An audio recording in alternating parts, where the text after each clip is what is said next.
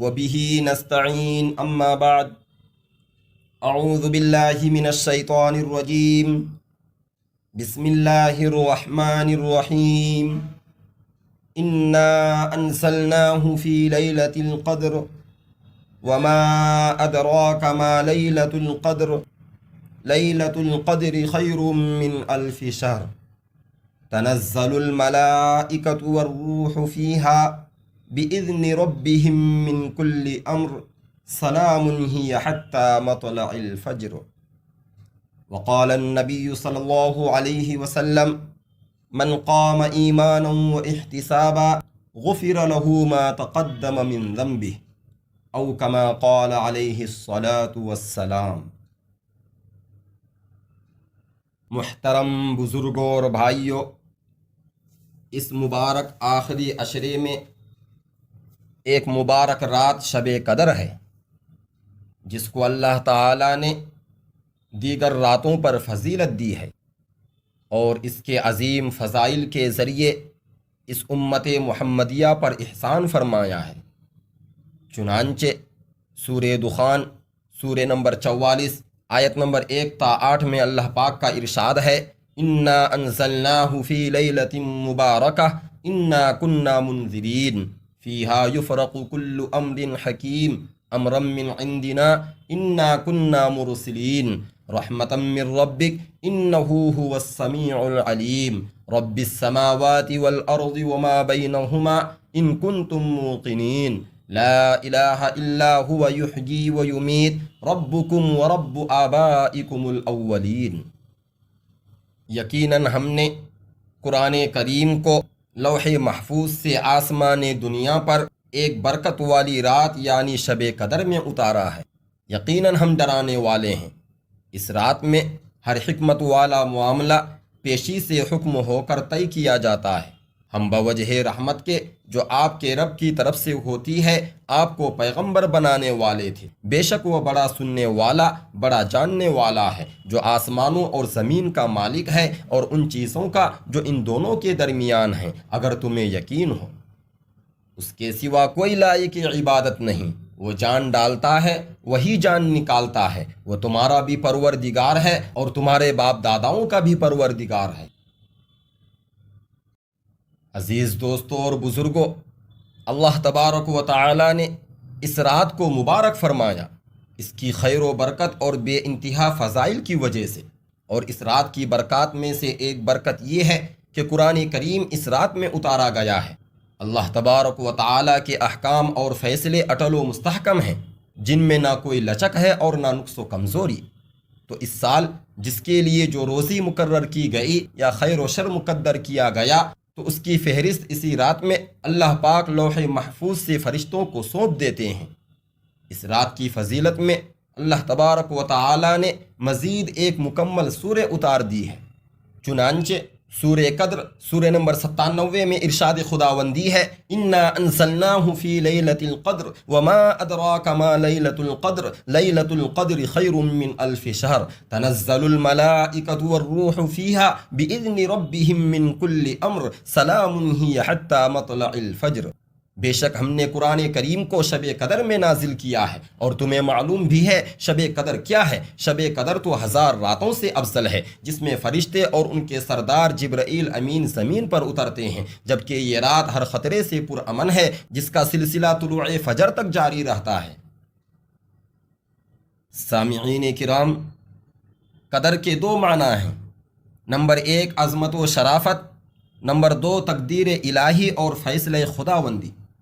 دونوں معنی یہاں درست ہیں، اس لیے کہ شب قدر قابل قدر و منزلت بھی ہے، اور اس میں اللہ پاک سال بھر کے حکیمانہ فیصلے مقدر فرماتے ہیں اور فرشتوں کے حوالے کرتے ہیں۔ یہ رات اپنے فضل و عظمت اور کثرت ثواب کے اعتبار سے 1000 راتوں سے افضل ہے۔ یہی وجہ ہے کہ جو شخص ایمان اور احتساب کے ساتھ اس رات کو عبادت کرتا ہے، اس کے پچھلے تمام گناہ معاف ہو جاتے ہیں۔ فرشتے اللہ کے ایسے بندے ہیں جو دن رات اللہ کی عبادت میں مشغول ہیں، نہ تو وہ کبھی اللہ کی عبادت سے ذلت محسوس کرتے ہیں اور نہ رکتے ہیں، شب و روز تسبیح کرتے ہیں، سستی نہیں کرتے۔ چونکہ اس رات میں بہت سے لوگ جہنم سے نجات حاصل کرتے ہیں اور خطرات سے محفوظ ہو جاتے ہیں، اس لیے اس رات کو سلامتی کی رات کہا گیا۔ مندرجہ بالا صورت کے اندر شب قدر کے متعدد فضائل ہیں۔ نمبر 1، بنی نوع انسان کی کتاب ہدایت کو اسی رات میں اتارنا۔ نمبر 2، وما ادراک ما لیلۃ القدر کے انداز سوال سے انتہائی عظمت کا بیان ہونا۔ نمبر 3، اس کا 1000 راتوں سے افضل ہونا۔ نمبر 4، فرشتوں کا اترنا جس کی وجہ سے خیر و برکت و رحمت کا نزول ہونا۔ نمبر 5، اللہ کی اطاعت اور جہنم سے خلاصی کی وجہ سے رات کا محفوظ ہونا۔ نمبر 6، اس شب کی فضیلت میں قیامت تک پڑھی جانے والی مکمل سورت کا نزول ہونا۔ اس رات کی مزید فضیلت کے لیے مندرج ذیل حدیث کو غور سے سماعت فرمائیں۔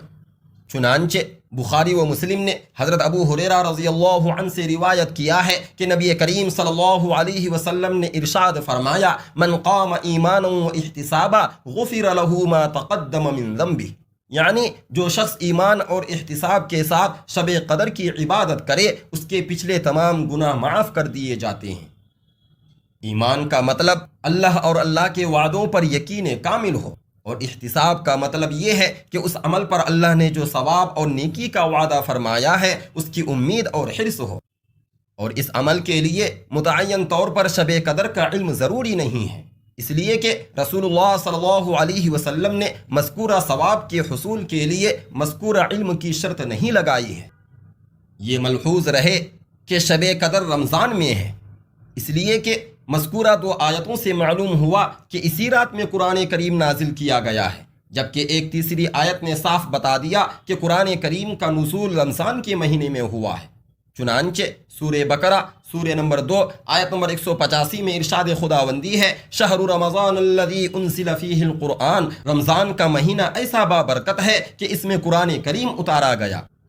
اس سے معلوم ہوا کہ شب قدر رمضان میں ہے، البتہ یہ شب پچھلی امتوں میں بھی تھی اور اس امت میں بھی قیامت تک رہے گی، جیسا کہ امام احمد اور امام نسائی کی تفصیلی حدیث سے معلوم ہوتا ہے، جس کو حضرت ابو ذر غفاری رضی اللہ عنہ نے بیان کیا کہ انہوں نے کہا، یا رسول اللہ صلی اللہ علیہ وسلم، شب قدر کے بارے میں فرمائیں، کیا وہ رمضان میں ہے یا غیر رمضان میں؟ تو نبی علیہ السلام نے فرمایا کہ وہ رمضان میں ہے۔ پھر دریافت کیا کہ یہ رات تو پچھلے انبیاء علیہ السلام کے زمانے میں ان کے وجود تک تھی، جبکہ ان کی وفات ہوئی تو یہ رات بھی اٹھا لی گئی، کیا اب بھی ایسا ہی ہوگا یا وہ قیامت کے روز تک باقی رہے گی؟ تو حضور صلی اللہ علیہ وسلم نے فرمایا، بلکہ یہ قیامت تک کے لیے ہے۔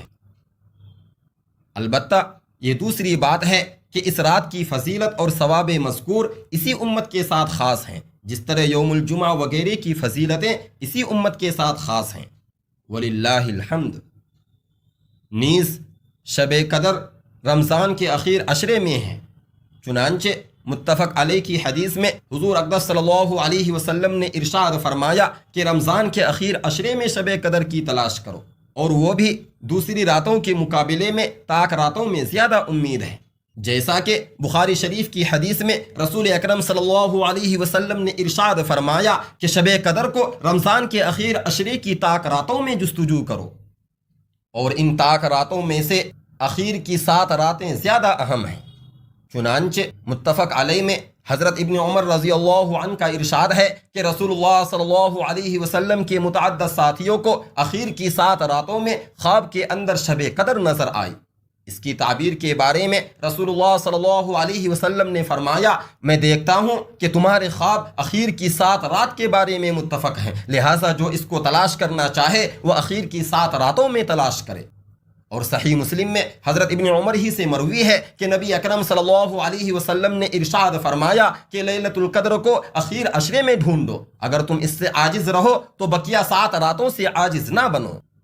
پھر اخیر 7 کی طاق راتوں میں سے شب قدر کی قریب ترین رات 27ویں رات ہے۔ چنانچہ مسلم شریف میں حضرت ابی بن کعب رضی اللہ عنہ نے فرمایا، بخدا مجھے اچھی طرح معلوم ہے کہ رسول اللہ صلی اللہ علیہ وسلم نے ہمیں کس رات کی عبادت کا حکم فرمایا، اور وہ 27ویں رات ہے۔ شب قدر ہر سال متعین رات میں نہیں آتی بلکہ بدلتی رہتی ہے، چنانچہ کسی سال مثال کے طور پر 27ویں رات کو آتی ہے تو دوسرے سال 25ویں رات کو آ جاتی ہے، اور یہ بھی اللہ کی مشیت اور مصلحت کے مطابق ہے۔ بخاری شریف کی حدیث اسی طرف اشارہ کر رہی ہے کہ آپ صلی اللہ علیہ وسلم نے فرمایا کہ اس کو 21ویں، 23ویں اور 25ویں رات میں تلاش کرو۔ فتح الباری میں راجح قول یہی ہے کہ وہ اخیر عشرے کی طاق راتوں میں آتی ہے مگر بدلتی رہتی ہے۔ معزز سامعین کرام، اللہ تبارک و تعالی نے شب قدر کو اپنے بندوں سے پوشیدہ رکھا ہے۔ اس کی چند مصلحتیں ہیں۔ نمبر 1، تاکہ ایک رات کی تلاش میں کئی راتوں کا جاگنا نصیب ہو، جن میں نماز، ذکر و دعا وغیرہ کے ذریعے اللہ کا تقرب حاصل ہو۔ نمبر 2، بندوں کی آزمائش کے لیے کہ کون اس کی رغبت کرتا ہے، کوشش کرتا ہے، اور کون سستی اور غفلت برتتا ہے۔ اس لیے کہ جو آدمی کسی چیز کا شوقین ہوتا ہے، بے انتہا رغبت کرتا ہے اور اس کو حاصل کرنے کے لیے بے انتہا کوشش بھی کرتا ہے، تو اس کے حصول کے لیے مشقت کا جھیلنا اس پر آسان ہو جاتا ہے۔ ویسے کبھی کبھی اللہ تبارک و تعالی اپنے کسی مخصوص بندے کو بعض قرائن و نشانیوں کے ذریعے بتلا دیتے ہیں۔ مثلا نبی علیہ السلام نے ایک مرتبہ اس کی علامت یہ دیکھی کہ اس میں بارش ہوئی اور صبح کو آپ نے مٹی گارے میں سجدہ کیا۔